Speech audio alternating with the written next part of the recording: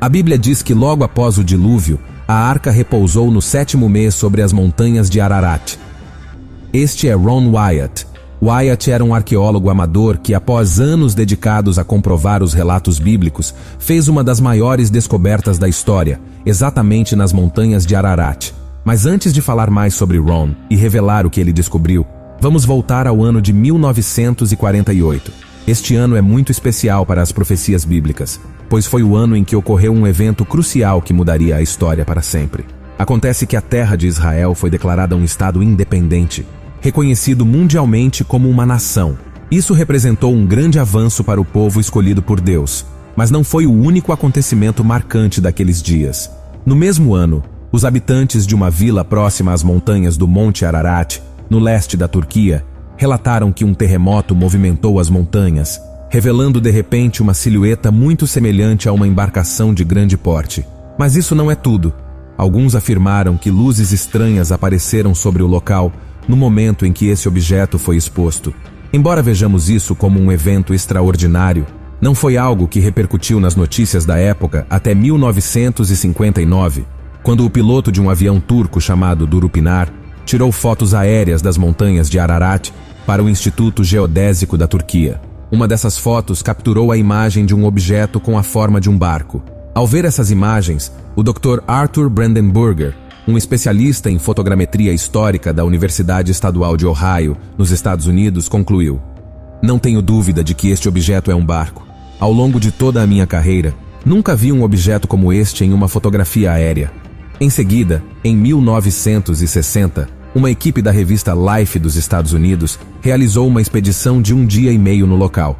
Esse tempo foi suficiente para realizar alguns testes científicos. Ao chegar, eles fizeram uma explosão com dinamite em um dos lados e, embora algumas madeiras petrificadas tenham sido reveladas, a conclusão deles foi que não havia nada de interesse arqueológico. A única informação relevante para eles era que essa estrutura foi feita pelo homem e não era uma formação natural da Terra. Então, eles deixaram de lado isso. A única coisa que foi feita foi uma publicação na revista com o chamativo título A Arca de Noé, juntamente com a fotografia tirada do ar. Esses pesquisadores nunca imaginaram que a revista chegaria até Ron Wyatt, despertando nele a necessidade de realizar suas próprias investigações e descobrir de forma definitiva se aquilo era ou não a Arca de Noé. Mas afinal, quem é Ron Wyatt? Ron Wyatt foi um aventureiro americano conhecido por ser um cristão fervoroso e apaixonado por provar que as histórias da Bíblia eram completamente reais. Ele fez quase 100 descobertas relacionadas às Escrituras, sendo esta considerada sua maior conquista. Após ler um artigo publicado na revista Life sobre uma expedição, Ron ficou curioso e decidiu visitar o local em 1977, acompanhado por seus 2 filhos adolescentes. Eles não sabiam por onde começar a procurar na vasta área e só tinham 3 dias na região. Então Ron e seus filhos começaram a orar para que o táxi parasse milagrosamente nos lugares onde eles precisavam procurar. E acredite ou não, foi exatamente o que aconteceu. O táxi parou no meio do caminho sem explicação, e quando saíram do carro, você não vai acreditar no que encontraram.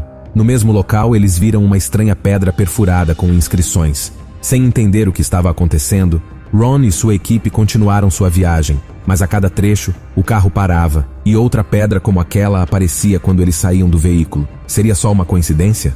Essas pedras são conhecidas como âncoras de pedra, e serviriam exatamente como contrapeso em uma embarcação. De maneira estranha, essas pedras apareciam alinhadas em direção ao local onde parecia ter sido acomodada aquela figura semelhante a um barco, como se tivessem se soltado ao encalhar. O lugar chamou muito a atenção de Wyatt, e ele decidiu que as investigações deveriam continuar para descobrir se poderia ser a Arca de Noé. No entanto, ele não pôde prosseguir imediatamente devido aos seus compromissos familiares em seu país de origem, mas partiu prometendo a si mesmo voltar para continuar o que havia começado.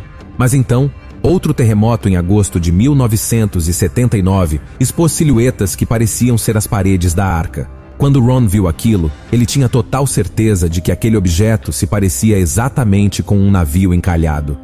Foi por causa disso que, aproveitando os avanços da ciência e os novos instrumentos, Ron decidiu continuar com a expedição para confirmar essa hipótese. Ele preparou suas coisas e voltou para a Turquia. Esse seria uma das 24 viagens que Ron faria ao local. No entanto, havia algo que não fazia sentido para os estudiosos, que eram as dimensões e as medidas da arca. A Bíblia diz: faça para si uma arca de madeira com 300 côvados de comprimento, 50 côvados de largura e 30 de altura. Faça-lhe uma janela e termine-a a 1 côvado de altura em cima, e coloque a porta da arca em seu lado, e faça 3 andares, um embaixo, outro no meio e outro em cima. Segundo as palavras, a arca tinha 300 côvados de comprimento. Se convertermos 300 côvados hebraicos para metros, que é a medida padrão no Brasil, obtemos uma medida de aproximadamente 135 metros. No entanto, após ser medida, a extensão da arca nos restos fósseis com formato de barco nos montes de Ararat foi calculada em cerca de 157 metros de comprimento. Em outras palavras, a arca era cerca de 20% maior do que o descrito na Bíblia. Esse fato era um dos argumentos mais fortes dos estudiosos para negar que essa seja a verdadeira arca de Noé. Mas Ron não pensava assim. Ele estava convencido de que aquela era a arca do dilúvio. E ao refletir, lembrou de um fato histórico que muitos ignoraram. Quem foi o autor do Gênesis? Para aqueles que não sabem, o autor foi Moisés. Embora Moisés fosse hebreu, ele foi criado e educado pelos egípcios. Teria sentido pensar, então, que Moisés não conhecia as medidas dos côvados hebreus, mas sim dos côvados egípcios? Pois sim, são duas medidas completamente diferentes, como metros e pés, o que exigia fazer a conversão novamente. E 300 côvados egípcios em metros equivalem a aproximadamente 157 metros. Essa é exatamente a medida dessa estrutura em forma de barco no Monte Ararat.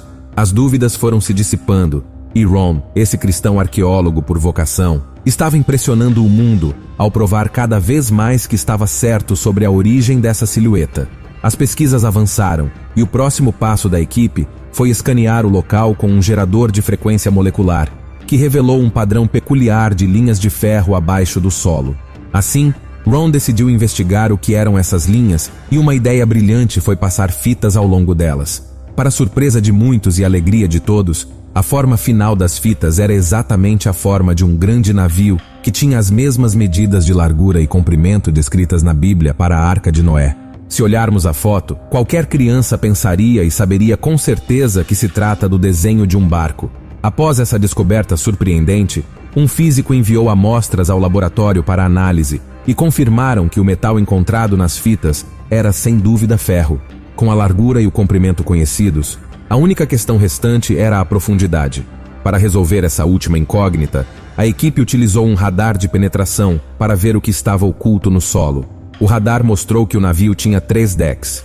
Os 2 superiores haviam desmoronado, deixando a estrutura inferior intacta. Isso nos dá um total de 3 decks, exatamente a mesma quantidade que Deus pediu a Noé. Este primeiro deck tinha 144 quartos, um número bastante grande. Poderíamos pensar que estava preparado para abrigar muitos animais e criaturas, não é mesmo? Além dos quartos, foram descobertas paredes, cavidades, uma porta perto da frente, rampas e grandes cisternas próximas à proa. Não satisfeitos com todas as descobertas, os pesquisadores continuaram usando 4 tipos diferentes de detectores de metais, o que levou à descoberta de muitos rebites de metal. Esses rebites foram analisados, pois dependendo de sua composição, poderia-se determinar se eram formações naturais ou elementos criados pelo homem. Os resultados encontraram que essas amostras continham alumínio, e o alumínio não é algo natural, mas sim feito pelos humanos, o que era inegável. Essa grande silhueta em forma de embarcação era um barco feito pelo homem. Além disso, o teste também mostrou uma pequena quantidade de titânio, um elemento também feito pelos humanos. Um dos últimos achados das investigações ocorreu quando Ron Wyatt, que estava operando com sua equipe no local perante autoridades turcas, viu um objeto oculto sob a superfície. Esse objeto era, na verdade, um pedaço de madeira da cobertura, um fragmento ideal para ser estudado e verificar se era genuíno, proveniente de alguma árvore e não colocado lá recentemente por alguns homens. Foi realizado um teste de nível de carbono, que resultou em um nível extremamente alto. Em outras palavras, foi comprovado que esse pedaço de madeira pertencia a uma árvore antiga e havia sido petrificada ao longo do tempo. Ron Wyatt conseguiu exibir a madeira revestida na televisão, por meio da rede de TV CNN, durante uma entrevista. Como podemos ver, A notícia da descoberta da arca foi divulgada em alguns programas de televisão dos Estados Unidos, mas não recebeu a atenção que merecia. O governo turco oficialmente designou esse local como um parque nacional, declarando que são os restos da Arca de Noé. Se você viajar para o leste do país hoje, encontrará centenas de placas que orgulhosamente afirmam ser o local oficial da própria Arca do Dilúvio. A história da Arca de Noé é uma das mais conhecidas e controversas da Bíblia. Para alguns, ela é uma história que simboliza o julgamento e a misericórdia de Deus. Para outros, é um relato histórico que comprova a ocorrência do dilúvio global.